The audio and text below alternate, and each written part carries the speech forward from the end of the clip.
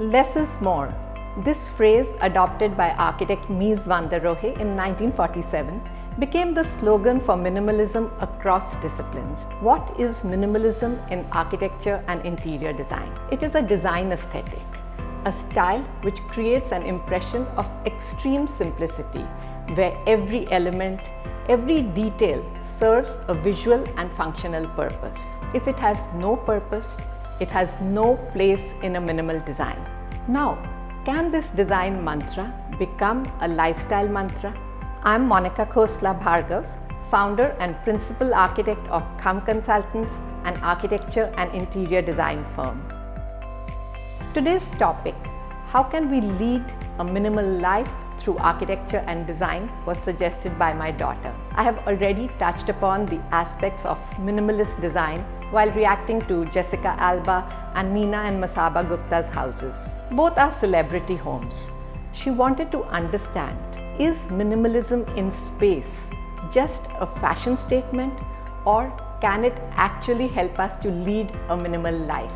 This brings us to a very powerful premise that the spaces we create have a huge bearing on the way we live our life, starting from how we wake up and move out of the door and navigate through the entire day, depends upon an architecture and interior design decision taken by someone who created those spaces.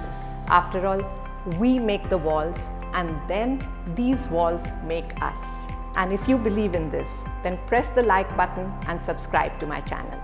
Before we get into understanding how we can bring home these lifestyle changes, let us look at why do we wish to adopt a minimal lifestyle. What is a minimal lifestyle? It is a conscious decision of intentionally having less, of consuming only what one needs. This concept of professing less is more, when actually your mind is saying ye dil mange more, is equally tough for the haves and the have-nots. But it's really good for your finances, for your well-being, and in the larger picture, it's really good for the Earth's resources. While in graduate school, I was very impressed by E.F. Schumacher's book, Small is Beautiful, which discussed these concepts from an economic point of view. When I went to study in Sweden, I was fortunate to have George McRobie, Schumacher's partner at Intermediate Technology Group, as my professor. After class, my friend Dania from Cuba and I would discuss that so many of the minimal concepts which he proposed actually existed in our countries. This is not because we were following minimalism, but because as developing nations, we couldn't afford the luxury of waste. So what are the design principles for a minimalist space? Let's look at the basic resource for architecture, land. So if you have a small plot of land or a small apartment, well, be happy because you're on the first step of minimalism already. Now coming to the organization of the space. Plan it with clarity according to you and your family's requirements, not the occasional guests that you may be entertaining. Plan for the experience of the space rather than the many meaningless objects in the room. I also prefer reducing the number of walls and combining spaces into multifunctional areas. This increases interaction and improves relationships between members.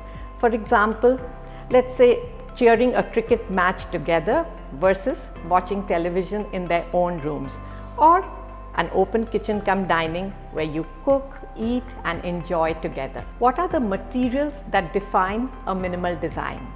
A minimal design believes in exposing the beauty of the materials used to construct it, be it steel, concrete, glass, bricks or wood. The aim is to enjoy the natural colors, the textures of these materials and experience them in their truth. This requires perfection of the construction techniques and the highest quality of materials to be used, because there's going to be no cover-up job by cladding. Raw, unpainted concrete walls and floors, they are the hallmark of the minimalist style. Glass is another important material used in minimalist design. Why? Because it allows light and transparency into a space. Transparency in space and transparency in attitude. Plain clear glass, it's used for doors, windows, partitions and balustrades. Even though bricks have been around since the time of the Egyptian pyramids, they remain a favorite finish in minimalist design.